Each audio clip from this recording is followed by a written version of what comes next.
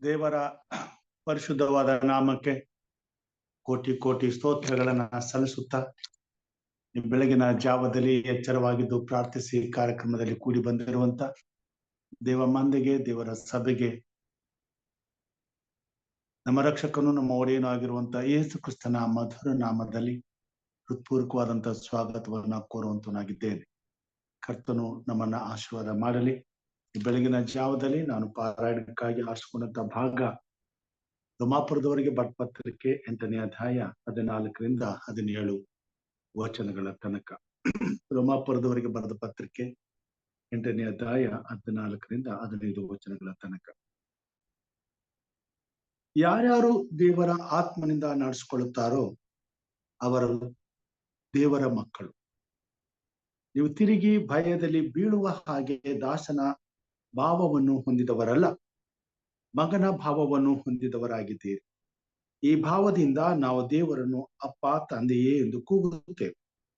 ನಾವು ದೇವರ ಮಕ್ಕಳಾಗಿದ್ದೇವೆ ಎಂಬುದಕ್ಕೆ ಪವಿತ್ರಾತ್ಮನೇ ನಮ್ಮ ಆತ್ಮದೊಂದಿಗೆ ಸಾಕ್ಷಿ ಹೇಳುತ್ತಾನೆ. ಮಕ್ಕಳಾಗಿದ್ದರೆ ಬಾಧ್ಯರಾಗಿದ್ದೇವೆ, ದೇವರಿಗೆ ಬಾಧ್ಯರು, ಕ್ರಿಸ್ತನೊಂದಿಗೆ ಬಾಧ್ಯರು. ಹೇಗೆಂದರೆ ಕ್ರಿಸ್ತನಿಗೆ ಸಂಭವಿಸಿದ ಬಾಧೆಗಳಲ್ಲಿ ನಾವು ಪಾಲುಗಾರರಾಗುವುದಾದರೆ ಆತನ ಮಹಿಮೆಯಲ್ಲಿಯೂ ಪಾಲುಗಾರರಾಗುವೆವು. ದೇವರು ಈ ವಾಕ್ಯ ಭಾಗವನ್ನ ಆಶೀರ್ವಾದ ಮಾಡಲಿ. ನಮ್ಮ ಮಧ್ಯದಲ್ಲಿ ಸಹೋದರ ಡೇವಿಡ್ ಅವರಿದ್ದಾರೆ. ಅವರು ನಮ್ಮನ್ನ ಪ್ರಾರ್ಥನೆಯಲ್ಲಿ ನಡೆಸಬೇಕೆಂಬುದಾಗಿ ಕೇಳ್ಕೊಳ್ತೇನೆ. ಸಹೋದರ ಡೇವಿಡ್ ಅವರು ಇದ್ದೀರಾ? ಪ್ರಾರ್ಥನೆ ಮಾಡಿ. ಸರ್ವವನ್ನು ಸೃಷ್ಟಿಸಿ ಸರ್ವವನ್ನು ನಡೆಸುವಂತ ನಮ್ಮ ದೇವರು, ನಿಮ್ಮ ಪರಿಶುದ್ಧ ನಾಮಕ್ಕೆ ಸ್ತೋತ್ರ. ನಿಮ್ಮ ಪ್ರೀತಿ, ಕೃಪೆ, ಕರುಣೆಯಿಂದ ಸ್ವಾಮಿ ನಮ್ಮನ್ನು ಬಲಪಡಿಸಿ ನಡೆಸ್ತಾ ಬಂದಕ್ಕಾಗಿ ಸ್ತೋತ್ರ. ಈಗ ಕರ್ತನೆ, ರಾತ್ರಿ ಎಲ್ಲ ನಮಗೆ ಸುಖಕರವಾದ ನಿದ್ರೆಯನ್ನು ಕೊಟ್ಟು ಈ ಬೆಳಗಿನ ಜಾವದಲ್ಲಿ ಎದ್ದು ಕರ್ತನೆ ನಿಮ್ಮನ್ನು ಪ್ರಾರ್ಥಿಸುವಂತೆ ಕೃಪೆಯನ್ನು ಮಾಡಿಕೊಟ್ಟಕ್ಕಾಗಿ ಸ್ತೋತ್ರ. ಈಗ ಸ್ವಾಮಿ ನಮ್ಮನ್ನು ಜ್ಞಾಪಿಸ್ಕೊಂಡು ಕರ್ತನೆ, ಜೀವಿತರ ಸಂಖ್ಯೆಯಲ್ಲಿ ನಮ್ಮನ್ನು ನೆನೆಸಿಕೊಂಡು ನಮ್ಮನ್ನು ಬೆಳಗಿನ ಜಾವದಲ್ಲಿ ಎದ್ದು ನಿಮ್ಮನ್ನು ಪ್ರಾರ್ಥಿಸುವಂತ ಕೃಪೆಯನ್ನು ಮಾಡಿದಕ್ಕಾಗಿ ಸ್ತೋತ್ರ. ಸ್ವಾಮಿ, ಅನೇಕರು ಈ ಲೋಕವನ್ನು ಬಿಟ್ಟು ಗತಿಸಿ ಹೋಗಿದ್ದಾರೆ ಕರ್ತನೆ. ಈಗ ಸ್ವಾಮಿ ಆದಾಗ್ಯೂ ನಮ್ಮನ್ನು ಜ್ಞಾಪಿಸಿಕೊಂಡದಕ್ಕಾಗಿ ಸ್ತೋತ್ರ ಕರ್ತನೆ. ಈಗ ಕರ್ತನೆ, ಲೋಕದ ಒಂದು ಸ್ವಾಮಿ ರಕ್ಷಣೆಗಾಗಿ ಕರ್ತನೆ, ಲೋಕದನ್ನು ಸ್ವಾಮಿ ನೀವು 2ನೇ ಸಲ ಬರುವಂತ ಸಮಯದಲ್ಲಿ ಕರ್ತನೆ ಎಲ್ಲರೂ ಆ ಒಂದು ಪರಲೋಕದ ರಾಜ್ಯದ ಕಡೆಗೆ ತಿರುಗುವಂತೆ ಕರ್ತನೆ ನಮ್ಮನ್ನು ಎಚ್ಚರವಾಗಿದ್ದು ಸ್ವಾಮಿ ಪ್ರಾರ್ಥಿಸುವಂತೆ ಸ್ವಾಮಿ ನಮ್ಮನ್ನು ನಡೆಸ್ತಾ ಬಂದಕ್ಕಾಗಿ ಸ್ತೋತ್ರ. ಈಗ ಕರ್ತನೆ ನಮ್ಮನ್ನು ಜ್ಞಾಪಿಸ್ಕೋ ಸ್ವಾಮಿ, ನೀವೇ ನಮ್ಮನ್ನು ಬಲಪಡಿಸ್ರಿ ಸ್ವಾಮಿ. ಸ್ವಾಮಿ ನಿಮ್ಮ ಕೃಪೆ, ನಿಮ್ಮ ಆಶೀರ್ವಾದದಿಂದ ತುಂಬಿಸ್ರಿ ಸ್ವಾಮಿ. ಈ ಒಂದು ಸಂದರ್ಭದಲ್ಲಿ ಕರ್ತನೆ ವಾಕ್ಯವನ್ನು ಹೇಳುತ್ತಿರುವಾಗ ಬೋಧಕರನ್ನು ನೀವು ಆಶೀರ್ವದಿಸ್ರಿ. ಅವರ ಬಾಯಿಂದ ಬರುವಂತ ಪ್ರತಿಯೊಂದು ಮಾತು ಕೂಡ ಸ್ವಾಮಿ ನಿಮ್ಮ ಪರಲೋಕದ ರಾಜ್ಯದ ಸುವಾರ್ತೆಯನ್ನು ಸ್ವಾಮಿ ನಮ್ಮ ಮನದಲ್ಲಿ ಇಟ್ಟುಕೊಂಡು ಸ್ವಾಮಿ ಅದರ ಪ್ರಕಾರ ನಾವು ಜೀವಿಸುವಂತೆ ನಮ್ಮನ್ನು ಆಶೀರ್ವದಿಸಿ ಬಲಪಡಿಸಿ ನಡೆಸ್ತಾ ಬರಬೇಕೆಂದು ಕರ್ತನಾದ ಯೇಸು ಕ್ರಿಸ್ತನ ಪರಿಶುದ್ಧ ನಾಮದಲ್ಲಿ ಪ್ರಾರ್ಥನೆ ಬೇಡಿಕೊಳ್ಳುತ್ತೇನೆ ನಮ್ಮ ತಂದೆಯೇ, ಆಮೇನ್. ಉತ್ತಮವಾದಂತಹ ರೀತಿಯಲ್ಲಿ ಪ್ರಾರ್ಥನೆ ಮಾಡಿದಂತ ಸಹೋದರ ಡೇವಿಡ್ ಅವರಿಗೆ ನಾನು ವಂದನೆಗಳನ್ನ ಸಲ್ಲಿಸ್ತೇನೆ. ಸಮಯದಲ್ಲಿ ಒಂದು ವಿಶೇಷ ಗೀತೆಯನ್ನ ನಾವು ಹಾಡಿಕೊಳ್ಳೋಣ. ನಮ್ಮ ಸಭಾ ಸಂಗೀತಗಳಲ್ಲಿ 290ನೇ ಕೀರ್ತನೆ, ನಿನ್ನ ಸಾನ್ನಿಧ್ಯಕ್ಕೆ ನನ್ನನ್ನು ಸೇರಿಸು, ನಿನ್ನ ಸಾನ್ನಿಧ್ಯಕ್ಕೆ ನನ್ನನ್ನು ಸೇರಿಸು, ನಿನ್ನ ಸಾನ್ನಿಧ್ಯಕ್ಕೆ ನನ್ನನ್ನು ಸೇರಿಸು, ನನ್ನ ಬಯಕೆಯ ದೇವರೇ ತೀರಿಸು, ಆರಮ್ಯವಾದ ಸ್ಥಳವೇ ನನ್ನ ಸೌಭಾಗ್ಯವು, ನನ್ನ ಬಯಕೆಯು ನಿನ್ನ ಸಾನ್ನಿಧ್ಯಕ್ಕೆ ನನ್ನನ್ನು ಸೇರಿಸು, ಹಂಬಲಿಸುತ್ತ ಕುಂದಿತು ನನ್ನ ಆತ್ಮ ಬಳಿಗೆ ಬರಲು ಕೃಪೆಯ ತೋರಿಸು. ನಿನ್ನ ದರ್ಶನದಿಂದಲೇ ತೃಪ್ತಿ ಪಾಡಿಸು. ಆ ನಿನ್ನ ದರ್ಶನದಿಂದಲೇ ತೃಪ್ತಿ ಪಾಡಿಸು. ಆ ನಿನ್ನ ಸಾನ್ನಿಧ್ಯಕ್ಕೆ ನನ್ನನ್ನು ಸೇರಿಸು. ನನ್ನ ಬಯಕೆಯ ದೇವರೇ ತೀರಿಸು. ನನ್ನ ಯೇಸುವ ರೂಪವು ನನ್ನಲ್ಲಿ ಕಾಣಲು ನಿನ್ನ ಮುಖ ಪ್ರಕಾಶವು ನನ್ನಲ್ಲಿ ತೋರಲು ನಿನ್ನ ಸಮೀಪಕ್ಕೆನ್ನನು ದೇವರೇ ಸೇರಿಸು. ಆ ನಿನ್ನ ಸಮೀಪಕ್ಕೆನ್ನನು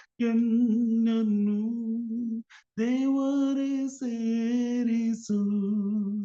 ಆ ನಿನ್ನ ಸಾನ್ನಿಧ್ಯಕ್ಕೆ ನನ್ನನ್ನು ಸೇರಿಸು. ನನ್ನ ಬಯಕೆಯ ದೇವರೇ ತೀರಿಸು. ಆರಮ್ಯವಾದ ಸ್ಥಳವೇ ನನ್ನ ಸೌಭಾಗ್ಯವು. ನನ್ನ ಬಯಕೆಯು ನನ್ನ ಬಯಕೆಯು. ದೇವರ ನಾಮಕ್ಕೆ ಸ್ತೋತ್ರವನ್ನ ಸಲ್ಲಿಸುತ್ತಾ ಬೆಳಗಿನ ಜಾವದಲ್ಲಿ ದೇವರ ವಾಕ್ಯದ ಭಾಗಕ್ಕೆ ನಾವು ಬರುವಾಗ ಪೌಲನು ಬರೆದಂತ ರೋಮಾಪುರದವರೆಗೆ ಬರೆದ ಪತ್ರಿಕೆಯಲ್ಲಿ 8ನೇ ಅಧ್ಯಾಯ 14ರಿಂದ 17 ವಚನಗಳ ತನಕ ನಾವು ಗಮನಿಸುವುದಾದರೆ ಅಲ್ಲಿ ಹೀಗೆ ಬರೆಯುವಂತನಾಗಿದ್ದಾನೆ. ಯಾರು ದೇವರ ಆತ್ಮನಿಂದ ನಡೆಸಿಕೊಳ್ಳುತ್ತಾರೋ ಅವರು ದೇವರ ಮಕ್ಕಳು. ಅದೇ 8ನೇ ಅಧ್ಯಾಯ 9ನೇ ವಚನದಲ್ಲಿ ಹೀಗೆ ಬರುತ್ತಾನೆ, ನೀವಾದರೂ ನಿಮ್ಮಲ್ಲಿ ದೇವರ ಆತ್ಮನು ವಾಸವಾಗಿರುವುದಾದರೆ ಶರೀರ ಭಾವಾಧೀನರಲ್ಲ, ದೇವರ ಆತ್ಮನಿಗೆ ಅಧೀನರಾಗಿದ್ದೀರಿ. ಯಾವನಿಗಾದರೂ ಕ್ರಿಸ್ತನ ಆತ್ಮನು ಇಲ್ಲದಿದ್ದರೆ ಅವನು ಕ್ರಿಸ್ತನವನಲ್ಲ. ಯೇಸು ಕ್ರಿಸ್ತನನ್ನ ನಂಬಿರುವಂತ ಪ್ರತಿಯೊಬ್ಬ ದೇವರ ಮಗನು, ದೇವರ ಮಗಳು ಆತ್ಮನನ್ನ, ಯೇಸು ಕ್ರಿಸ್ತನ ಪರಿಶುದ್ಧಾತ್ಮನನ್ನ ನಾವು ಹೊಂದಿರಬೇಕೆಂಬುದಾಗಿ ಆತನು ನಮಗೆ ತಿಳಿಸುವಂತನಾಗಿದ್ದಾನೆ.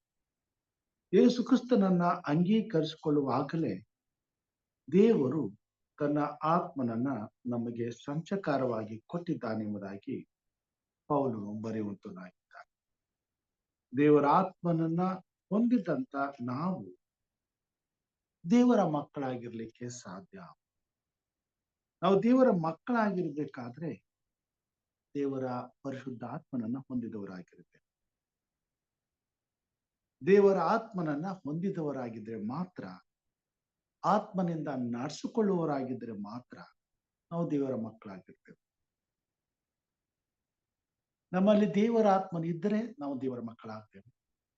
ದೇವರ ಆತ್ಮನು ನಮ್ಮಲ್ಲಿದ್ದರೆ ನಾವು ದೇವರ ಆತ್ಮನಂತೆ ನಡೆದುಕೊಳ್ತೇವೆ. ಗಲಾತ್ಯದವರು ಬರೆದ ಪತ್ರಿಕೆ 5ನೇ ಅಧ್ಯಾಯ 16ನೇ ವಚನದಲ್ಲಿ ಹೀಗೆ ಬರುತ್ತಾರೆ, ಪವಿತ್ರಾತ್ಮನನ್ನ ಅನುಸರಿಸಿ ನಡೆದುಕೊಳ್ಳದೆ.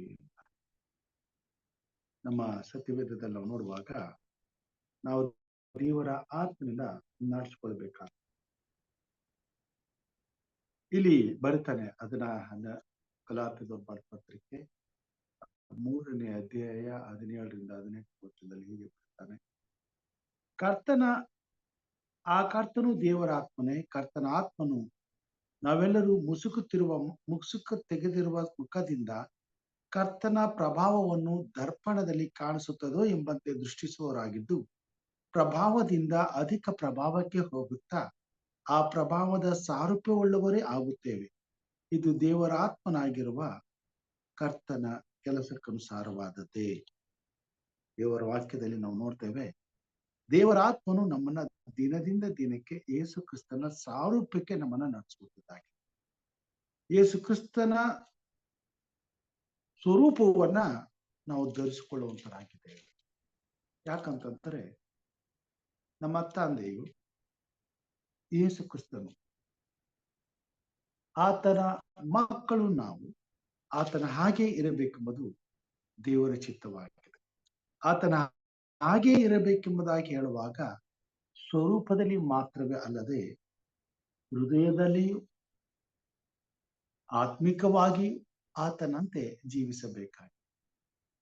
ದೇವರ ಆತ್ಮನು ತಂದೆಯಾದ ದೇವರಿಗೂ ಪರಿಶುದ್ಧಾತ್ಮನಿಗೂ ಮಧ್ಯಸ್ಥನಾಗಿದ್ದುಕೊಂಡು ತಂದೆಯಾದ ದೇವರ ಯೋಜನೆಯನ್ನ ಕ್ರಿಸ್ತನಿಗೆ ತಿಳಿಸಿದ ಹಾಗೆ, ಕ್ರಿಸ್ತನು ತಂದೆಯಾದ ದೇವರನ್ನ ಯೋಜನೆಗಳನ್ನ ಪವಿತ್ರಾತ್ಮನಿಂದ ಹೊಂದಿದವನಾಗಿ ನಮಗೆ ತಿಳಿಸಿದ ಹಾಗೆ, ಇವತ್ತು ನಾವು ಸಹ ತಂದೆಯಾದ ದೇವರ ಆತ್ಮನ ವಿಚಾರಗಳನ್ನ ತಿಳಿದು ಈ ಭೂಮಿ ಮೇಲೆ ಕ್ರಿಸ್ತನನ್ನ ತಿಳಿಯದೇ ಇರುವಂತ ಅನ್ಯರಿಗೆ, ಇತರರಿಗೆ ದೇವರ ಆತ್ಮನ ವಿಚಾರಗಳನ್ನ ತಿಳಿಸಬೇಕಾದ್ರೆ ದೇವರ ಆತ್ಮನು ನಮ್ಮ ಜೊತೆಯಲ್ಲಿ ಇರಬೇಕಾದ.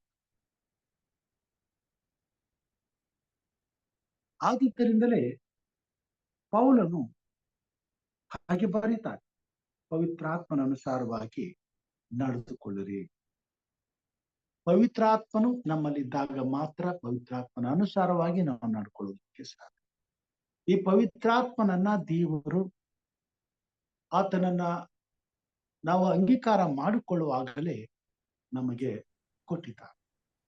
ಹೀಗೆ ಯೇಸು ಕ್ರಿಸ್ತನು ದೀಕ್ಷಾಸ್ನಾನ ಹೊಂದಿದ ಮೇಲೆ ಪವಿತ್ರಾತ್ಮನು ಆತನ ಮೇಲೆ ಇಳಿದು ಬಂದನು. ಹಾಗೆ ನಾವು ಸಹ ಒಮ್ಮೆ ನಮ್ಮ ಪಾಪಗಳನ್ನ ಅರಿಕೆ ಮಾಡಿಕೊಂಡು ತಂದೆಯಾದ ದೇವರ ಮಗನಾದಂತ ಯೇಸು ಕ್ರಿಸ್ತನ ಪರಿಶುದ್ಧಾತ್ಮ ದೇವರ ಹೆಸರಿನಲ್ಲಿ ಯೇಸು ಕ್ರಿಸ್ತನ ಪುನರುತ್ಥಾನಕ್ಕೆ ಸದೃಶವಾದಂತ ದೀಕ್ಷಾಸ್ನಾನವನ್ನ ಹೊಂದುತ್ತೇವೋ ಆ ಗಳಿಗೆಯಲ್ಲಿಯೇ ಪವಿತ್ರಾತ್ಮನು ನಮಗರಿವಿಲ್ಲದೆ ನಮ್ಮ ಜೊತೆಗೆ ನಮ್ಮ ಹೃದಯದಲ್ಲಿ ಇಳಿದು ಬರುವಂತನಾಗಿದ್ದಾನೆ. ಪವಿತ್ರಾತ್ಮನು ನಮ್ಮಲ್ಲಿ ವಾಸ ಮಾಡುವಂತನಾಗಿದ್ದಾನೆ. ಅದನ್ನ ಪೌಲನು ಬರೀತಾನೆ, ನೀವಾದರೂ ನಿಮ್ಮಲ್ಲಿ ದೇವರ ಆತ್ಮನು ವಾಸವಾಗಿರುವುದಾದರೆ, ದೇವರ ಆತ್ಮನು ನಮ್ಮಲ್ಲಿ ವಾಸವಾಗಿರುವಂತನಾಗಿದ್ದಾನೆ. ಆತ್ಮ ಸ್ವರೂಪನಾದಂತ ದೇವರು ಪ್ರತಿಯೊಬ್ಬ ಕ್ರೈಸ್ತ ವಿಶ್ವಾಸಿಯ ಹೃದಯದಲ್ಲಿ ವಾಸ ಮಾಡುವಂತನಾಗಿದ್ದಾನೆ. ಅದಕ್ಕೆ ಪೌಲನು ಬರೀತಾನೆ, ನಿಮ್ಮ ದೇಹವು ನಿಮ್ಮ ಸ್ವಂತ ಸ್ವತ್ತಲ್ಲ, ನಿಮ್ಮ ಶರೀರವು ಪವಿತ್ರಾತ್ಮನಿಗೆ ಗರ್ಭಗುಡಿಯಾಗಿದೆ ಎಂಬುದಾಗಿ. ಅಂದರೆ ಪವಿತ್ರಾತ್ಮನು ವಾಸ ಮಾಡುವಂತ ಸ್ಥಳವಾಗಿದೆ. ಪರಿಶುದ್ಧಾತ್ಮ ದೇವರು ನಮ್ಮಲ್ಲಿ ವಾಸ ಮಾಡ್ತಾರೆ. ಪರಿಶುದ್ಧಾತ್ಮ ದೇವರು ನಮ್ಮಲ್ಲಿ ವಾಸ ಮಾಡುವುದಿಲ್ಲವಾದರೆ ನಾವು ದೇವರ ಮಕ್ಕಳಾಗಿರ್ಲಿಕ್ಕೆ ಸಾಧ್ಯತೆ ಇಲ್ಲ. ಮತ್ತು ನಾವು ಕ್ರಿಸ್ತನು ಮಕ್ಕಳಲ್ಲ, ಕ್ರಿಸ್ತನವನಲ್ಲ ಎಂಬುದಾಗಿ ಹೇಳ್ತಾರೆ. ಕ್ರಿಸ್ತನ ಆತ್ಮನು ಇಲ್ಲದಿದ್ದರೆ ಅವನು ಕ್ರಿಸ್ತನವನ. ಯಾರಿಗೆ ದೇವರ ಆತ್ಮನು ನಡೆಸಲ್ಪಡುವುದಿಲ್ಲವೋ, ಯಾರ ಹೃದಯದಲ್ಲಿ ದೇವರ ಆತ್ಮನ ಕಾರ್ಯಗಳು ನಡೆಯುವುದಿಲ್ಲವೋ, ಯಾರಲ್ಲಿ ದೇವರ ಆತ್ಮನು ಇರುವುದಿಲ್ಲವೋ ಅವನು ಕ್ರಿಸ್ತನವನಲ್ಲ. ಅಂದ್ರೆ ಪ್ರತಿಯೊಬ್ಬ ಕ್ರೈಸ್ತ ವಿಶ್ವಾಸಿಯ ಜೀವಿತದಲ್ಲಿ ಪವಿತ್ರಾತ್ಮ ದೇವರು ಪ್ರತಿಯೊಬ್ಬ ಕ್ರೈಸ್ತ ವಿಶ್ವಾಸಿಯನ್ನ ನಡೆಸಬೇಕಾಗಿದೆ. ಇನ್ನು ಮೇಲೆ ಜೀವಿಸುವವನು ನಾನಲ್ಲ, ಕ್ರಿಸ್ತನೇ ನನ್ನಲ್ಲಿ ಜೀವಿಸುತ್ತಾನೆಂಬುದಾಗಿ ಪೌಲನು ಹೇಳುವಾಗ ಪವಿತ್ರಾತ್ಮನು ನಮ್ಮಲ್ಲಿ ಇದ್ದುಕೊಂಡು ದೇವರಿಗೆ ಸಂಬಂಧಪಟ್ಟವಾದಂತ ಕಾರ್ಯಗಳನ್ನ ನಮಗೆ ಬೋಧಿಸುತ್ತಾ, ನಮಗೆ ತಿಳಿಸುತ್ತಾ, ಆತನ ಕಾರ್ಯಗಳಲ್ಲಿ ಆಸಕ್ತಿ ಉಳ್ಳವರಾಗಿದ್ದುಕೊಂಡು ಆತನಿಗೆ ಮೆಚ್ಚುಗೆಯಾದದ್ದನ್ನೇ ಮಾಡುವಂತವರು ನಾವಾಗಿರ್ತೇವೆ. ಅದಕ್ಕೆ ಪೌಲನು ಬರೀತಾನೆ, ನೀವಾದರೂ ನಿಮ್ಮಲ್ಲಿ ದೇವರ ಆತ್ಮನು ವಾಸವಾಗಿರುವುದಾದರೆ ಶರೀರ ಭಾಗ ಅಧೀನರಲ್ಲ, ದೇವರ ಆತ್ಮನಿಗೆ ಅಧೀನರಾಗಿದ್ದೀವಿ. ದೇವರ ಆತ್ಮನು ನಮ್ಮಲ್ಲಿದ್ದರೆ ಈ ಶಾರೀರಿಕವಾದಂತ ಇಚ್ಛೆಗಳಿಗೆ ನಾವು ಅಧೀನರಾಗಿರುತ್ತೇವೆ. ಅವುಗಳನ್ನ ದಾಟಿ ಹೊರಗಡೆ ಬಂದು ದೇವರಿಗೆ ಮೆಚ್ಚುಗೆಯಾದ ಕಾರ್ಯಗಳನ್ನ ಇಚ್ಛಿಸುವಂತ ಜನರು ನಾವು ಆಗಿರುತ್ತೇವೆ. ದೇವರಿಗೆ ಮೆಚ್ಚುಗೆಯಾದಂತಹ ಗುಣಗಳು, ಸ್ವಭಾವಗಳು ಯಾವ್ಯಾವುದೆಂಬುದಾಗಿ ಗಲಾತ್ಯದವರ ಬರೆದ ಪತ್ರಿಕೆಯಲ್ಲಿ ಪೌಲನು ನಮಗೆ ತಿಳಿಸುವಂತನಾಗಿದ್ದಾನೆ. 5ನೇ ಅಧ್ಯಾಯದಲ್ಲಿ ಇಲ್ಲಿ ಆತನು ಬರೀತಾನೆ, ದೇವರ ಆತ್ಮನ ಫಲಗಳ ಕುರಿತಾಗಿ ಶಾರೀರಿಕವಾದಂತ ವಿಷಯಗಳಿಗಾಗಿ ಇಲ್ಲಿ 19ನೇ ವಚನದಿಂದ ಹೇಳ್ತಾನೆ, ಶರೀರ ಭಾವದ ಕರ್ಮಗಳು, ಬಂಡುತನ, ನಾಚಿಕೆ ಕೇಳತನ, ವಿಗ್ರಹಾರಾಧನೆ, ಮಾಟ, ಹಗೆತನ, ಜಗಳ, ಹೊಟ್ಟೆಕಿಚ್ಚು, ಸಿಟ್ಟು, ಕಕ್ಷಭೇದ, ಭಿನ್ನಮತ, ಮತ್ಸರ, ಕುಡಿಕತನ, ದುಂದೌತನ ಇಂಥವುಗಳೇ. ಪವಿತ್ರಾತ್ಮನನುಸಾರವಾಗಿ ನಡೆಯುವಂತ ಕ್ರೈಸ್ತ ವಿಶ್ವಾಸಿಯ ಜೀವಿತದಲ್ಲಿ ಇಂಥ ಸ್ವಭಾವಗಳು ಇರುವುದಿಲ್ಲ ಮತ್ತು ಇರಬಾರದು ಎಂಬುದಾಗಿ ಪೌಲನು ತಿಳಿಸ್ತಾನೆ. ಮೊದಲನೇದಾಗಿ ಜಾರತ್ವ, ವ್ಯಭಿಚಾರದ ಮನೋಭಾವನೆ, ಬಂಡುತನ ಅಂತಂದ್ರೆ ಹಠ, ತಾನೇ ಮಾಡುವುದು ಸರಿ ಎಂಬುದಾಗಿ ಯೋಚಿಸಿ ತನ್ನ ಮನಸ್ಸಿಗೆ ಬಂದದ್ದನ್ನ ಮಾಡುವಂಥದ್ದು. ನಾಚಿಕೆಗೇಡಿತನ, ಎಷ್ಟೇ ಜನರು ಇದು ಸರಿ ಇಲ್ಲ ಅಂತ ಹೇಳಿದ್ರು, ಎಷ್ಟೇ ಸಾರಿ ಇದು ಸರಿ ಇಲ್ಲ ಅಂತ ನಮಗೆ ಗೊತ್ತಾದ್ರು ತಿರುಗಿ ತಿರುಗಿ ಅದನ್ನೇ ಮಾಡುವಂಥದ್ದು ನಾಚಿಕೆಗೇಡುತ್ತಾರೆ. ಅದು ಹೊಲಸು, ಅದನ್ನು ಮುಟ್ಟಬಾರ್ದು, ಅದನ್ನ ನೋಡಬಾರ್ದು, ಅದನ್ನ ತಿನ್ನಬಾರ್ದು, ಅದ್ರ ಸವಾಸಕ್ಕೆ ಹೋಗಬಾರದು ಅಂತ ಎಷ್ಟೇ ಆತ್ಮನು ನಮ್ಮನ್ನ ಪ್ರೇರೇಪಿಸಿದ್ರು, ನಮಗೆ ತಿಳಿಸಿದ್ರು, ಮತ್ತೆ ಅದೇ ರೀತಿಯಾದಂತ ಕಾರ್ಯಗಳನ್ನ ಮಾಡೋದಕ್ಕೆ ನಮ್ಮ ಕೈ ಹಾಕುವುದು. ವಿಗ್ರಹಾರಾಧನೆ, ಕ್ರಿಸ್ತನ ಆತ್ಮನು ನಮ್ಮಲ್ಲಿದ್ರೆ ವಿಗ್ರಹ ಆರಾಧನೆಯನ್ನ ನಾವು ದೂರ ಇಡ್ತಕ್ಕಂಥ ಈ ಮಾಟ. ಈ ಭೂಮಿ ಮೇಲೆ ಅನೇಕ ಕ್ರೈಸ್ತರು ಇನ್ನೂ ಇಂಥ ಕಾರ್ಯಗಳಲ್ಲಿ ಮಗ್ನರಾಗಿ ದ್ವೇಷವನ್ನ ಸಾಧಿಸಿಕೊಳ್ಳುವುದಕ್ಕೆ, ಹಠವನ್ನ ತೀರಿಸಿಕೊಳ್ಳುವುದಕ್ಕೆ, ಇನ್ನೊಬ್ಬರ ಮೇಲೆ ತಮ್ಮ ಕೋಪವನ್ನ ತೀರಿಸಿಕೊಳ್ಳುವುದಕ್ಕೆ ಇಂಥ ಕಾರ್ಯಗಳನ್ನ ಮಾಡಿ ಸೈತಾನನ್ನ ಮೊರೆ ಹೋಗಿ ಅದರ ಮುಖಾಂತರವಾಗಿ ತಮ್ಮ ದುರಿಚ್ಛೆಗಳನ್ನ ತೀರಿಸಿಕೊಳ್ಳುವಂತ ಪ್ರಯತ್ನವನ್ನ ಮಾಡಿ ಕ್ರಿಸ್ತನವರೆಂದು ಹೇಳಿಸಿಕೊಳ್ಳುವಂತ ಅನೇಕರ ಜೀವಿತದಲ್ಲಿ ಇಂತಹ ಒಂದು ಕಾರ್ಯಗಳು ನಡೆಯುವುದನ್ನ ನಾವು ನೋಡುವಂತರಾಗಿದೆ. ಮಾಟ ಇದು ಪವಿತ್ರಾತ್ಮನಿಂದ ನಡೆಸಲ್ಪಡುವಂತವರ ಜೀವಿತದಲ್ಲಿ ಇರುವುದಿಲ್ಲ. ಹಾಗೆ ತನ್ನ ಯಾವತ್ತೂ ಹೊಟ್ಟೆಯಲ್ಲಿ ಹಗೆತನವನ್ನು ಇಟ್ಟುಕೊಂಡು ಮಾಡಿದ ತಪ್ಪುಗಳನ್ನೇ ನೆನಪಿನಲ್ಲಿ ಇಟ್ಟುಕೊಂಡು ಸೇಡು ತೀರಿಸಿಕೊಳ್ಳುವಂತ ಹುನ್ನಾರವನ್ನ ಮಾಡುವಂಥದ್ದು. ಇನ್ನೊಬ್ಬರು ಮಾಡುವ ತಪ್ಪನ್ನ ಕ್ಷಮಿಸದೆ, ಅವರ ಪಾಪಗಳನ್ನ ನಾವು ಕ್ಷಮಿಸದೆ, ಅವರು ಮಾಡಿದಂತ ತಪ್ಪುಗಳನ್ನ ನಮ್ಮ ಹೃದಯದಲ್ಲಿ ಇಟ್ಟುಕೊಂಡು ಅವುಗಳ ಬಗ್ಗೆ ಹೆಚ್ಚಾಗಿ ಯೋಚನೆ ಮಾಡುತ್ತಾ ಅದಕ್ಕೆ ಪ್ರತೀಕಾರ ತೀರಿಸಿಕೊಳ್ಳುವಂತ ಹಂಬಲದಿಂದ ಬದುಕುವಂಥದ್ದು. ಸಮಯ ಸಿಕ್ಕಾಗೆಲ್ಲ ಆಕ್ರಮಣ ಮಾಡುವಂತ ಪ್ರಯತ್ನವನ್ನು ಮಾಡುವುದು, ಇದು ಹಾಗೆ ತಾನ. ಇಂಥ ಪ್ರವೃತ್ತಿ ಇರುವಂತವರು ಆತ್ಮನಿಂದ ನಡೆಸಿಕೊಳ್ಳುವುದಿಲ್ಲ. ಜಗಳ, ಸಣ್ಣ ಸಣ್ಣ ವಿಷಯಕ್ಕೂ ಕೋಪಗೊಂಡು ಜಗಳಕ್ಕೆ ಕಾರಣವನ್ನ ಹುಡುಕುತ್ತಾ ಜಗಳವನ್ನ ಮಾಡುವಂಥದ್ದು. ಕ್ರೈಸ್ತರ ಜೀವಿತದಲ್ಲಿ ಇದು ಇನ್ನೂ ಇದೆ. ಇವುಗಳೆಲ್ಲ ನಡೀತಾ ಇದೆ. ಇವುಗಳನ್ನೆಲ್ಲ ನಾವು ಯೋಚನೆ ಕೂಡ ಮಾಡಿರುವುದಿಲ್ಲ. ಸೈತಾನು ಈ ರೀತಿಯಾಗಿ ನಮ್ಮನ್ನು ಉಪಯೋಗಿಸ್ಕೊಳ್ತಿರ್ತಾನೆ. ಆದ್ರೆ ಇವುಗಳು ಪವಿತ್ರಾತ್ಮನಿಗೆ ವಿರುದ್ಧವಾದ ಕಾರ್ಯಗಳು ಎಂಬುದಾಗಿ ನಾವು ಇದು ಯೋಚಿಸುವ. ಅದರಿಂದ ದೇವರು ಜನರು ಇರುವಂತಹ ಸ್ಥಳದಲ್ಲಿ ಜಗಳಕ್ಕೆ ಆಸ್ಪದವೇ ಇಲ್ಲ.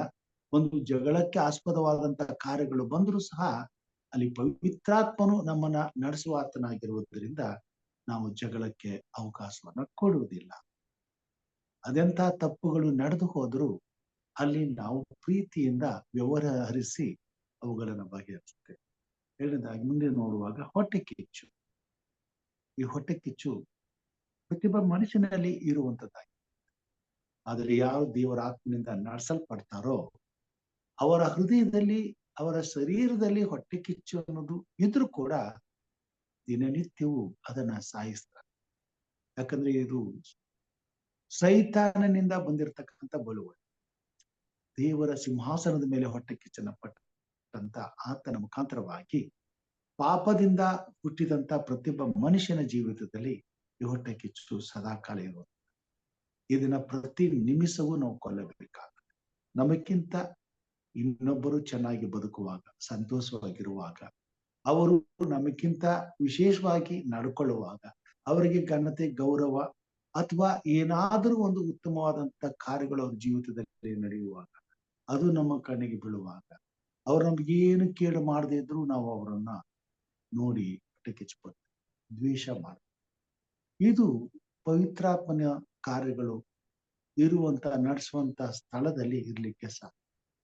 ಅದಕ್ಕೆ ಬದಲಾಗಿ ಇನ್ನೊಬ್ಬರಿಗೆ ಒಳ್ಳೇದಾಗುವಾಗ ಸಂತೋಷ ಪಡ್ತೇವೆ, ಹೆಮ್ಮೆ ಪಡ್ತೇವೆ, ಗೌರವ ಕೊಡ್ತೇವೆ. ಇದು ಪವಿತ್ರಾತ್ಮನಿಂದ ಆಗುವಂತ ಕಾರ್ಯ.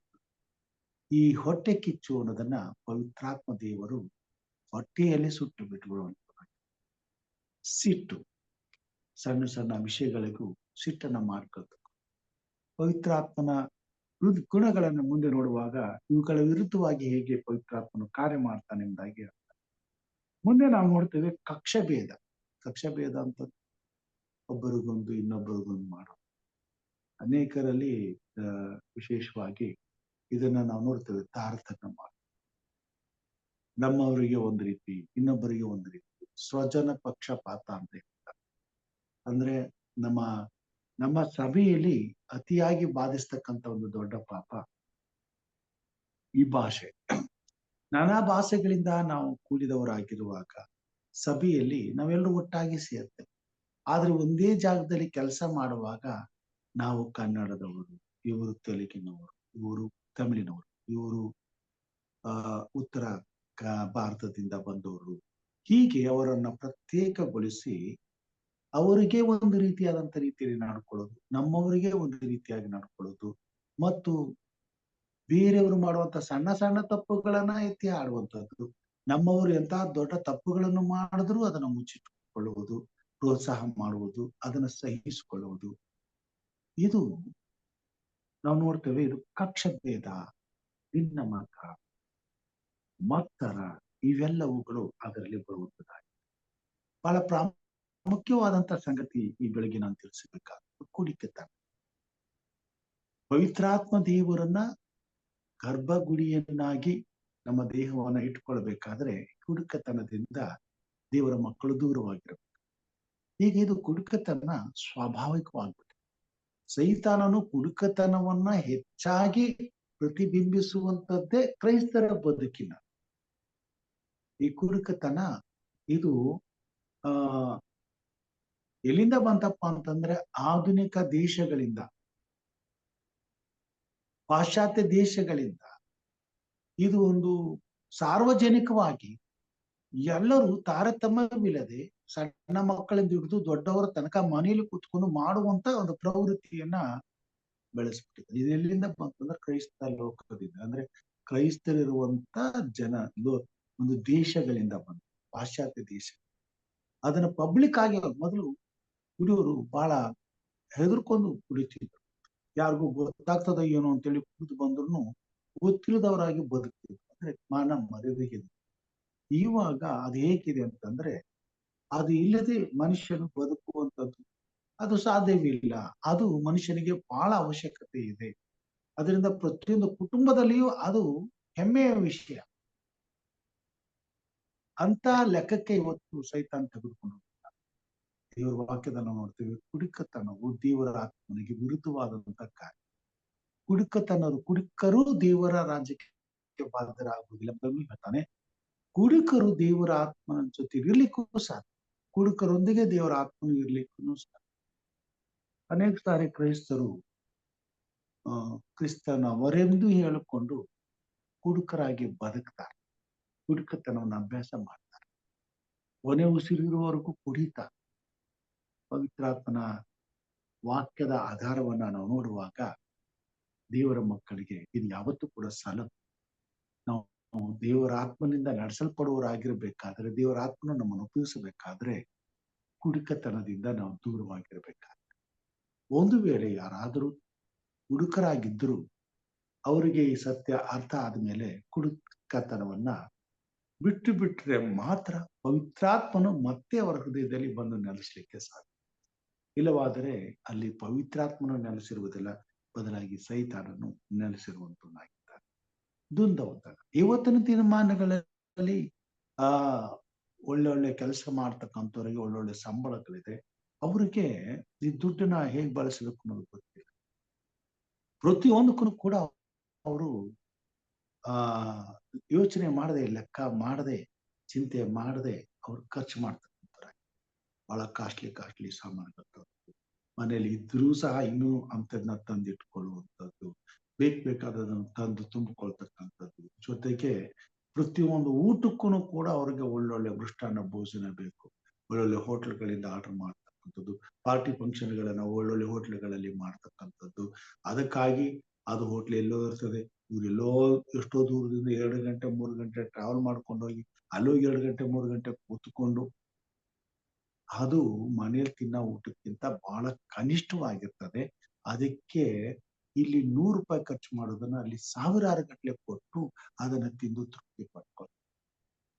ದೇವರು ನಮ್ಮನ್ನ ಆಶೀರ್ವಾದ ಮಾಡಿದಾಗ ನಮ್ಮ ದುಡ್ಡನ್ನ ಯಾವುದಕ್ಕೆ ಖರ್ಚು ಮಾಡ್ತೇವೆ ಅನ್ನೋದನ್ನು ಕೂಡ ದೇವ್ರ ಲೆಕ್ಕದಲ್ಲಿ ಇಡುವುದು. ಅನೇಕ ಸಾರಿ ನಾವು ಇದ್ರ ಬಗ್ಗೆ ಯೋಚನೆ ಮಾಡೋದಿಲ್ಲ. ನಮ್ಮ ಹತ್ರ ದುಡ್ಡಿದೆ, ಏನ್ ಮಾಡೋದು ಇಟ್ಕೊಂಡು? ಸಂತೋಷ ಪಡೋಣ, ಸಂತೋಷವಾಗಿರೋಣ. ಹೀಗಾಗಿ ನಾವು ದುಂದೌತನಗಳನ್ನ ಮಾಡುವುದರಲ್ಲಿ ಆಸಕ್ತಿಯುಳ್ಳವರಾಗಿರ್ತೇವೆ. ಅಂತಹ ಜಾಗದಲ್ಲಿ ಪವಿತ್ರಾತ್ಮ ಇರೋದಿಲ್ಲ. ಮುಂದೆ ನಾವು ನೋಡ್ತೇವೆ, ಇಂಥ ಕಾರ್ಯಗಳನ್ನು ನಡೆಸುವವರು ದೇವರ ರಾಜ್ಯಕ್ಕೆ ಬಾಧ್ಯರಾಗುವುದಿಲ್ಲವೆಂದು ನಾನು ಹಿಂದೆ ಹೇಳದಂತೆಯೇ ಈಗಲೂ ನಿಮ್ಮನ್ನ ಎಚ್ಚರಿಸುತ್ತೇನೆ. ಪ್ರಿಯ ಸಹೋದರ ಸಹೋದರಿಯರೇ, ದೇವರ ಆತ್ಮನಿಂದ ನಡೆಸಲ್ಪಡುವಂತಹ ದೇವರ ಮಕ್ಕಳು ನಾವು ಇಂಥ ವಿಚಾರಗಳಿಂದ ದೂರ ಇರಬೇಕಾಗ್ತದೆ.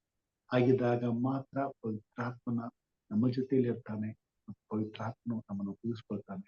ದೇವರ ಚಿತ್ತಕ್ಕೆ ವಿಧೇಯರಾಗಿ ದೇವರ ಕಾರ್ಯಗಳು ನಮ್ಮಲ್ಲಿ ನಡೆದು ನಾವು ದಿನದಿಂದ ದಿನಕ್ಕೆ ಕ್ರಿಸ್ತನ ಸಾರೂಪ್ಯವನ್ನ ಧರಿಸಿಕೊಳ್ಳುವಂತ ಅವಕಾಶವನ್ನು ಪಡೆದುಕೊಳ್ಳುತ್ತೇವೆ. ಯೇಸು ಕ್ರಿಸ್ತನು ಬರುವಾಗ ನಾವು ಆತನ ಸಾರೂಪ್ಯವನ್ನು ಹೊಂದಿದವರಾಗಿರಬೇಕು, ಆತನಂತೆಯೇ ಇರಬೇಕು. ಶಾರೀರಿಕವಾಗಿ ಮಾತ್ರವಲ್ಲ, ಆತ್ಮವಾಗಿ ಕ್ರಿಸ್ತನ ಪರಿಶುದ್ಧತೆಯಲ್ಲಿ ಪರಿಪೂರ್ಣರಾಗಿ ಜೀವಿಸಬೇಕು. ಅದಕ್ಕಾಗಿ ಪ್ರತಿಯೊಬ್ಬ ಕ್ರೈಸ್ತ ವಿಶ್ವಾಸಿಗೆ ಪರಿಶುದ್ಧಾತ್ಮ ದೇವರು, ಒಂದು ವೇಳೆ ಪವಿತ್ರಾತ್ಮ ದೇವರು ಇವತ್ತು ನಮ್ಮಲ್ಲಿ ಇಲ್ಲ ಅಂತಂದ್ರೆ ನಿಶ್ಚಯವಾಗಿ ನಾವು ಕ್ರಿಸ್ತನವರಲ್ಲ ಎಂಬುದಾಗಿ ಪೌಲನು ತಿಳಿಸುವ. ಹಾಗಿರುವಾಗ ಪವಿತ್ರಾತ್ಮನ ಅನುಸಾರವಾಗಿ ಜೀವಿಸುವ ಹಾಗೆ ಇಂತಹ ಶಾರೀರಿಕವಾದಂತಹ ದುರಿಚ್ಛೆಗಳಿಂದ ದೂರವಿದ್ದು ಕ್ರಿಸ್ತನ ನಾಮವನ್ನು ಘನಪಡಿಸುವ ಹಾಗೆ ಪವಿತ್ರಾತ್ಮ ದೇವರು ಸದಾಕಾಲ ನಮ್ಮ ಹೃದಯದಲ್ಲಿ ಇರುವಂತೆ ಪವಿತ್ರಾತ್ಮನ ನಾವು ಬೇಡಿಕೊಳ್ಳೋಣ. ದೇವರು ನಮ್ಮನ್ನು ಆಶೀರ್ವದಿಸಲಿ. ಪ್ರಾರ್ಥನೆಗೆ ಹೋಗೋಣ. 10 ನಿಮಿಷ ನಮ್ಮ ಜೊತೆಯಲ್ಲಿದೆ. ಈ ಸಮಯದಲ್ಲಿ ಹಿರಿಯರಾದಂತ ಲೋಕ್ಯ ಸಂಕಲ್ ಅವರು ಪ್ರಾರ್ಥಿಸಬೇಕೆಂಬುದಾಗಿ ಕೇಳ್ಕೊಳ್ತೇನೆ. ಇದ್ದೀರಾ? ಲೋಕ್ಯ ಸಂಕಲ್ ಅವರು ಇದ್ದೀರಾ? ಓಕೆ, ಒಂದ್ ವೇಳೆ ಇಲ್ಲ ಅಂತಂದ್ರೆ ಇದ್ದೀರಾ? ಪ್ರಾರ್ಥನೆ ಮಾಡಿ.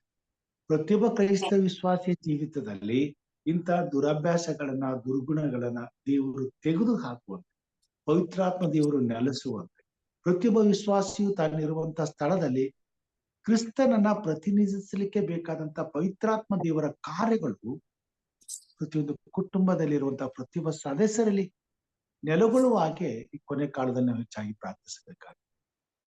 ಅದರಿಂದ ಪ್ರತಿಯೊಬ್ಬ ಕ್ರೈಸ್ತ ವಿಶ್ವಾಸಿಗೋಸ್ಕರ ಪ್ರಾರ್ಥನೆ ಮಾಡೋಣ. ಕಷ್ಟ, ಕಾಯಿಲೆ, ಬಾಧೆ, ಬಂಧನಗಳು ಪವಿತ್ರಾತ್ಮನು ನಮ್ಮ ಜೊತೆಲಿ ಇಲ್ಲದೇ ಇರುವುದರಿಂದಲೇ ನಾವು ಎದುರಿಸಬೇಕಾಗಿದೆ.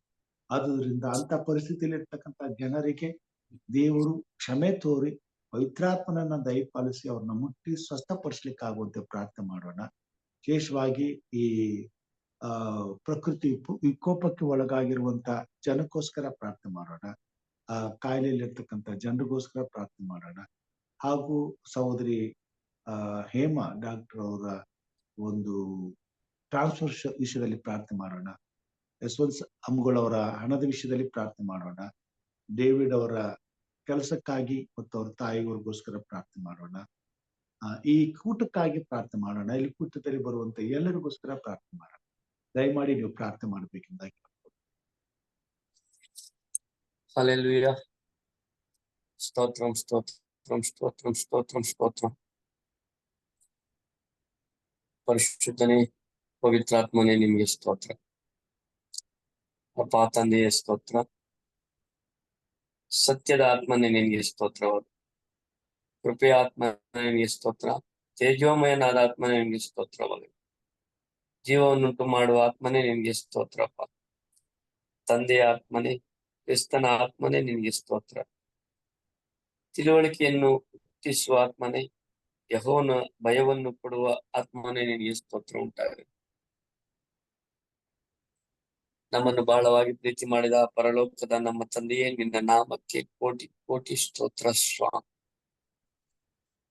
ಸರ್ವಶಕ್ತನಾದ ದೇವರೇ, ರಾತ್ರಿ ಎಲ್ಲ ಸುಖ ನಿದ್ರೆಯನ್ನು ಕೊಟ್ಟು ಸ್ವಾಮಿ, ಎಲ್ಲಾ ಕೇಡುಗಣ್ಣಾಂತರ ನಮ್ಮ ತಪ್ಪಿಸಿ ಮುಂಜಾನೆ ಎದ್ದು ಸ್ವಾಮಿ ನಿನ್ನ ಉದಯ ಬೆಳಕನ್ನು ಕಾಣುವಂತ ಭಾಗ್ಯವನ್ನು ನಮಗೆ ದಯಪಾಲಿಸಿಕೊಟ್ಟಿದ್ದೀರ. ಹಾಗಾಗಿ ನಿಮ್ಗೆ ಕೋಟಿ ಕೋಟಿ ಸ್ತೋತ್ರ ಸ್ವಾಮಿ. ಪ್ರಾರ್ಥನೆ, ಏಸಪ್ಪ ನೀವೆಷ್ಟು ಒಳ್ಳೆಯರು ಸ್ವಾಮಿ, ಒಳ್ಳೆಯದನ್ನೇ ಮಾಡುವಂತ ದೇವರು. ನಾವು ಪಾಪಿಗಳು ದೇವ, ನಮ್ಮ ಪಾಪ ಅಪರಾಧಗಳೆಲ್ಲವನ್ನೂ ಮನ್ನಿಸಿ ನಿಮ್ಮ ಚಿತ್ತದಂತೆ ನಮ್ಮನ್ನು ನಡೆಸಿ ನಿಮ್ಮನ್ನು ಅರಿತು ನಡೆದಕ್ಕೆ ಸಹಾಯ ಮಾಡಿ ನಿಮ್ಮ ಸೇವೆಯಲ್ಲಿ ಹೆಚ್ಚಾಗಿ ಬೆಳೆದಕ್ಕೆ ಹೆಚ್ಚಿನ ಬಲವನ್ನು ಶಕ್ತಿಯನ್ನು ನಮ್ಮೆಲ್ಲರಿಗೂ ದಯಪಾಲಿಸಿಕೊಡಿ ಸ್ವಾಮಿ. ಕೋಟಿ ಕೋಟಿ ಸ್ತೋತ್ರ ಸ್ವಾಮಿ. ಸರ್ವಶಕ್ತನಾದ ದೇವರೇ, ಸರ್ವ ಸಂಪೂರ್ಣನಾದ ದೇವ, ದಾವೀದನ ಕುಮಾರನೆಂದು ಕರೆಯಲ್ಪಡುವಾತನೇ ನಿನಗೆ ಸ್ತೋತ್ರ ಉಂಟಾಗಿ, ಯಾಜಕನಾಗಿ ಮಾಡಲ್ಪಟ್ಟಾದನೇ ನಿನಗೆ ಸ್ತೋತ್ರಪ್ಪ. ನಿನ್ನೆ ಈ ಹೊತ್ತು ನಿರಂತರವೂ ಏಕ ರೀತಿಯಾಗಿರುವಾತನೇ ನಿನಗೆ ಸ್ತೋತ್ರಪ್ಪ. ಪ್ರೀತಿ ಪೂರ್ಣನಾಗಿರುವಾತನೇ ನಿನಗೆ ಸ್ತೋತ್ರ. ಪೂರ್ಣ ಸದ್ಗುಣವುಳ್ಳಾತ ನಿನಗೆ ಸ್ತೋತ್ರ. ಲೋಕಕ್ಕೆ ಬೆಳಕಾಗಿರುವಾತನೇ, ನಿಜವಾದ ಬೆಳಕಾಗಿರುವಾತ ನೀನು ಸ್ವಾಮಿ, ನಿನಗೆ ಸ್ತೋತ್ರ ಉಂಟಾಗಲಿ. ಪ್ರತಿಯೊಬ್ಬ ಮನುಷ್ಯನಿಗೂ ಬೆಳಕನ್ನು ಕೊಟ್ಟು ಪ್ರಕಾಶಿಸುವ ಬೆಳಕಾಗಿರುವಂತ ದೇವರು ನೀವು ಸ್ವಾಮಿ, ನಿಮಗೆ ಸ್ತೋತ್ರ ಉಂಟಾಗಲಿ. ನಿಜವಾದ ಸಾಕ್ಷಿಯಾಗಿರುವಾತನೇ, ಕೊಯ್ಯಲ್ಪಟ್ಟ ಕುರಿಮರಿಯಾಗಿರುವಾತನೇ ನಿನಗೆ ಸ್ತೋತ್ರಪ್ಪ. ಒಬ್ಬನೇ ಪಾಲಕನಾಗಿರುವಾತನೇ, ದೇವರು ನೇಮಿಸಿದ ಕುಮಾರನಾಗಿರುವಾತನೇ ನಿನಗೆ ಸ್ತೋತ್ರವಾಗಲಿ. ಒಳ್ಳೆಯ ಕೃಪನಾಗಿರುವ, ಕಾಯುವ ಕೃಪನಾಗಿರುವಾತನೇ ನಿನಗೆ ಸ್ತೋತ್ರಪ್ಪ. ಕುರಿಗಳಿಗಾಗಿ ತನ್ನ ಪ್ರಾಣವನ್ನು ಕೊಡುವಾತನೇ, ನಮ್ಮ ದ್ರೋಹಗಳ ದೆಸೆಯಿಂದ ಗಾಯಪಟ್ಟಾತ ನಿಮಗೆ ಸ್ತೋತ್ರ ಉಂಟಾಗಲಿ ಸ್ವಾಮಿ. ನಮ್ಮ ಅಪರಾಧಗಳ ನಿಮಿತ್ತ ಜಿಜ್ಜಲ್ಪಟ್ಟಾತನೇ, ನಮ್ಮ ಪಾಪಗಳ ನಿಮಿತ್ತ ಶಿಲುಬೆಯನ್ನು ಹೊತ್ತುಕೊಂಡು ಬಾಧೆಯನ್ನು ಅನುಭವಿಸಿದಾತನೇ ನಿನಗೆ ಸ್ತೋತ್ರ ಉಂಟಾಗಲಿ ಸ್ವಾಮಿ. ನಮ್ಮ ಬೇನೆಗಳನ್ನು ತಾನು ತೆಗೆದುಕೊಂಡು ನಮ್ಮ ರೋಗಗಳನ್ನು ಹೊತ್ತುಕೊಂಡಾತ ನಿನಗೆ ಸ್ತೋತ್ರ ಉಂಟಾಗಲಿ ದೇವ. ನಮ್ಮ ಸಂಕಟಗಳನ್ನು ಹೊತ್ತುಕೊಂಡು ನಮ್ಮ ವ್ಯಾಧಿಯನ್ನು ಅನುಭವಿಸಿದಾತನೇ, ನಮಗಾಗಿ ರಕ್ತ ಸುರಿಸಿದಾತ ನಿನಗೆ ಸ್ತೋತ್ರ ಉಂಟಾಗಲಿ. ನಮಗೆ ಸಮಾಧಾನವನ್ನುಂಟು ಮಾಡುವ ದಂಡೆಯನ್ನು ಅನುಭವಿಸಿದಾತನೇ, ನಮ್ಮೆಲ್ಲರಿಗಾಗಿ ಮರಣವನ್ನು ಅನುಭವಿಸಿದಾತ ನಿನಗೆ ಸ್ತೋತ್ರ ಉಂಟಾಗಲಿ. ನಮಗೋಸ್ಕರ ಹಾಸ್ಯಕ್ಕೆ ಗುರಿಯಾದತನೇ, ಮನುಷ್ಯರಿಂದ ನಿಂದಿಸಲ್ಪಟ್ಟಾತನೇ, ಜನರಿಂದ ತಿರಸ್ಕರಿಸಿ ಹೊಂದಿದಾತ ನಿನಗೆ ಸ್ತೋತ್ರಪ್ಪ. ದ್ರೋಹಿಗಳಿಗಾಗಿ ವಿಜ್ಞಾಪಿಸಿದಾತನೇ, ದ್ರೋಹಿಗಳೊಂದಿಗೆ ಎಣಿಸಲ್ಪಟ್ಟಾತ ನಿನಗೆ ಸ್ತೋತ್ರ ಉಂಟಾಗಲಿ. ಗುಣಪಡಿಸುವ ನಿನ್ನ ಪಾಸುಂಡ್ಯಗಳಿಗಾಗಿ ಜೀವದಿಂದಿದ್ದಾತನೇ ನಿನಗೆ ಸ್ತೋತ್ರ. ಪುನರುತ್ಥಾನವು ಜೀವವೂ ಆಗಿರುವಾತನೇ, ಚೊಚ್ಚಲ ಮಗುವಾಗಿರುವಾತನೇ ನಿನಗೆ ಸ್ತೋತ್ರ. ಪ್ರಥಮ ಫಲವಾದಾತನೇ ನಿನಗೆ ಸ್ತೋತ್ರ ಉಂಟಾಗಲಿ. ಸ್ತೋತ್ರ ಸ್ತೋತ್ರ ಸ್ವಾಮಿ. ದೇವ, ಈ ಮುಂಜಾನೆ ವೇಳೆಯಲ್ಲಿ ಸ್ವಾಮಿ ನಾವೆಲ್ಲರೂ ಒಟ್ಟಾಗಿ ಸೇರಿ ಒಂದು ಚಿಕ್ಕ ಗುಂಪಾಗಿ, ಒಂದು ಹಿಂಡಾಗಿ ಸ್ವಾಮಿ ನಿನ್ನ ಸನ್ನಿಧಾನದಲ್ಲಿ ಕೂತು ನಾವು ನಿಮ್ಮನ್ನು ನೆನೆಸಿ ಪ್ರಾರ್ಥಿಸುವಾಗ ಸ್ವಾಮಿ, ನಮ್ಮ ಪ್ರಾರ್ಥನೆಗೆ ಸದುತ್ತರವನ್ನು ಕೊಟ್ಟು ನಮ್ಮನ್ನೆಲ್ಲರೂ ನಿನ್ನ ಆಶೀರ್ವದಿಸಿ ಬಲಪಡಿಸು ಸ್ವಾಮಿ. ತಂದೆ, ನೀನು ಮಾಡಿದಂತ ಪ್ರತಿಯೊಂದು ಉಪಕಾರಗಳು ಸ್ವಾಮಿ ಇವತ್ತು ದಿವಸ ನಾವೆಂದೂ ಮರೆಯದಂತೆ ನಮ್ಮಲ್ಲಿ ನಾವು ಭಯಭಕ್ತಿಯುಳ್ಳರಾಗಿ ನಿಮ್ಮನ್ನು ಅರಿತು ನಡೆಯುವಂತೆ ನಮ್ಮನ್ನು ಕರುಣಿಸಿ ಕಾಪಾಡುವ ನಿನಗೆ ಸ್ತೋತ್ರ ಸ್ತೋತ್ರ ಸ್ತೋತ್ರ ಉಂಟಾಗಲಿ ಸ್ವಾಮಿ. ಕರ್ತನೆ, ಈ ಎಚ್ಚರವಾಗಿದ್ದು ಪ್ರಾರ್ಥಿಸಿ ಎಂಬ ಈ ಕಾರ್ಯಕ್ರಮವನ್ನು ಕೂಡ ನಿನ್ನ ಆಶೀರ್ವಾದ ಮಾಡು ಸ್ವಾಮಿ. ಈ ಕಾರ್ಯಕ್ರಮವು ಭೂಮಿಯ ಕಟ್ಟ ಕಡೆಯವರು ತಲುಪಿ ಸ್ವಾಮಿ, ಇದನ್ನು ಅರ್ಥಂತ ನಿನ್ನ ಮಕ್ಕಳು ನಿನ್ನ ಸಭೆಗೆ ಬಂದು ಸೇರಿ ನಿನ್ನನ್ನು ಕೊಂಡಾಡಿ ಆರಾಧಿಸಿ ಸ್ತುತಿಸಿ ಘನಪಡಿಸುವಂತೆ ಪ್ರತಿ ಒಬ್ಬೊಬ್ಬರಲ್ಲಿ ನಿನ್ನ ಕಾರ್ಯ ಮಾಡು ಸ್ವಾಮಿ. ಹೌದು ಕರ್ತನೆ, ಇವತ್ತು ದಿವಸ ನಿನ್ನಿಂದೆಲ್ಲವೂ ಸಾಧ್ಯ ಸ್ವಾಮಿ. ನಮ್ಮಿಂದ ಏನಿಲ್ಲಪ್ಪ, ನಾವು ಮನುಷ್ಯರು ಸ್ವಾಮಿ. ಕರ್ತನೆ, ನಮ್ಮ ಪಾಪ ಅಪರಾಧಗಳೆಲ್ಲವನ್ನು ಮನ್ನಿಸಿ ನಮ್ಮನ್ನು ನಿಮ್ಮ ಮಾರ್ಗದ ಕಡೆಗೆ ನಡೆಸು ದೇವ. ಕರ್ತನೆ, ನೀನು 2ನೇ ಸಾರಿ ಬರೋಣರಾಗಿದ್ದೀರಪ್ಪ. ನಾವೆಲ್ಲರೂ ಎಚ್ಚೆತ್ತುಕೊಂಡು ಇನ್ನು ಹೆಚ್ಚೆಚ್ಚಾಗಿ ಪ್ರಾರ್ಥನೆಗಳಲ್ಲಿ ಇದ್ದು ನಿನ್ನ ವಾಕ್ಯಗಳನ್ನು ಕಲಿತು ದೇವ, ನಿಮ್ಮ ಜೊತೆಯಲ್ಲಿ ಪರಲೋಕಕ್ಕೆ ಸೇರುವಂತೆ ನಮ್ಮನ್ನೆಲ್ಲರೂ ನಿನ್ನ ಆಶೀರ್ವಾದ ಮಾಡಿಸ. ಒಳ್ಳೆ ಜ್ಞಾನ ಬುದ್ಧಿಯನ್ನು ಕೊಡಪ್ಪ. ನಿನ್ನ ಮಕ್ಕಳಾದ ನಾವು ದೇವರೇ, ಪ್ರತಿದಿನವೂ, ಪ್ರತಿ ಗಳಿಗೆಯಲ್ಲಿ, ಪ್ರತಿ ಸೆಕೆಂಡುಗಳಲ್ಲಿ ಎಂದೂ ನಿನ್ನನ್ನು ಮರೆಯದಂತೆ ಒಂದೊಂದು ವಾಕ್ಯಗಳೊಟ್ಟಿಗೆ ನಾವು ನಮ್ಮ ಹೃದಯದಲ್ಲಿ ಇಟ್ಟುಕೊಂಡು ದೇವ, ಆ ವಾಕ್ಯಗಳನ್ನು ಇತರರಿಗೆ ಮಾದರಿಯಾಗುವಂತೆ ನಾವು ನಡೆದುಕೊಳ್ಳುವಂತೆ ನಮ್ಮನ್ನು ಎಚ್ಚರಿಸು ಸ್ವಾಮಿ. ನಿನಗೆ ಕೋಟಿ ಕೋಟಿ ಸ್ತೋತ್ರಪ್ಪ ತಂದೆ. ಬೋಧಕರನ್ನು ಕೂಡ ಆಶೀರ್ವದಿಸು. ಅವರು ಮಾಡುವಂತ ಸೇವೆ ಹೆಚ್ಚಾಗಿ ಆಶೀರ್ವದಿಸು, ಬಲಪಡಿಸು ದೇವ. ಪ್ರತಿದಿನವೂ ಮುಂಜಾನೆ ಎದ್ದು ಸ್ವಾಮಿ ನಿನ್ನ ಸತ್ಯವೇದದ ವಾಕ್ಯಗಳನ್ನು ಮುಟ್ಟಿ ಸ್ವಾಮಿ, ಆ ವಾಕ್ಯಗಳು ಇತರಿಗೆ ತಿಳಿಸಿಕೊಟ್ಟು ಈ ವಾಕ್ಯಗಳಿಂದ ಪ್ರಾರ್ಥನೆ ಮಾಡಿ ಪ್ರತಿಯೊಬ್ಬರು ಆಶೀರ್ವಾದ ಪಡೆದುಕೊಳ್ಳಲಿ ಅಂತ ಹೇಳಿ ಸ್ವಾಮಿ, ಅವ್ರ 5 ಗಂಟೆಗೆ ಎದ್ದು ಸ್ವಾಮಿ ನಿನ್ನ ಒಂದು ವಾಕ್ಯಗಳನ್ನು ಇತರಿಗಾಗಿ ತಿಳಿಸಿಕೊಡುವಾಗ ಸ್ವಾಮಿ, ನಾವೆಲ್ಲರೂ ಈ ವಾಕ್ಯಗಳನ್ನು ಅರ್ಥಕೊಂಡು ಈ ವಾಕ್ಯಗಳ ಪ್ರಕಾರ ನಡೆದು ಈ ವಾಕ್ಯಗಳನ್ನು ನಮ್ಮ ಹೃದಯದಲ್ಲಿ ಇಟ್ಟುಕೊಂಡು ಜೀವಿಸುವಂತೆ ನಮ್ಮನ್ನು ಕರುಣಿಸಿ ಕಾಪಾಡು ಸ್ವಾಮಿ. ಕರ್ತನೆ, ನಿನಗೆ ಸ್ತೋತ್ರವಾಗಲಿ ಅಪ್ಪ ತಂದೆ. ಬೋಧಕರು ಕೆಲವರಿಗಾಗಿ ಪ್ರಾರ್ಥನೆ ಮಾಡಿ ಅಂತ ಹೇಳ್ಬಿಟ್ಟು ಹೇಳಿರುವಾಗ ಸ್ವಾಮಿ, ಒಬ್ಬೊಬ್ಬರನ್ನು ಕೂಡ ಸ್ವಾಮಿ, ಪ್ರತಿಯೊಬ್ಬೊಬ್ಬರಿಗಾಗಿ ನಾನು ಪ್ರಾರ್ಥನೆ ಮಾಡ್ತಾ ಇದ್ದೀನಿ ಸ್ವಾಮಿ. ಡೇವಿಡ್ ಅವರು ಕೂಡ ಸ್ವಾಮಿ ಆಶೀರ್ವದಿಸು, ಅವ್ರ ಕುಟುಂಬವನ್ನು ಆಶೀರ್ವದಿಸು. ಅವರ ಸಮಸ್ಯೆಗಳೇನಿದೆ ನೀನು ಬಲ್ಲವನಾಗಿದೆಯಪ್ಪ. ಹೌದು ಕರ್ತನೆ ದೇವ, ಆ ಸಮಸ್ಯೆಗಳೆಲ್ಲವನ್ನು ನೀನು ಅವರ ಕುಟುಂಬದಲ್ಲಿದ್ದು ಬಿಡುಗಡೆ ಮಾಡಿ ಅವರಿಗೆ ಆರೋಗ್ಯ ಭಾಗ್ಯವನ್ನು ಕೊಡು ಸ್ವಾಮಿ. ಅವ್ರು ಏನ್ ನಿನ್ನಲ್ಲಿ ಮರೆಯಿಟ್ಟು ಬೇಡಿದರೆ ಅದಕ್ಕೆ ಸದುತ್ತರನ್ನು ಕೊಟ್ಟು ಅವರನ್ನು ರಕ್ಷಿಸು ಒಡೆಯ. ನಿನಗೆ ಸ್ತೋತ್ರ ಉಂಟಾಗಲಿ.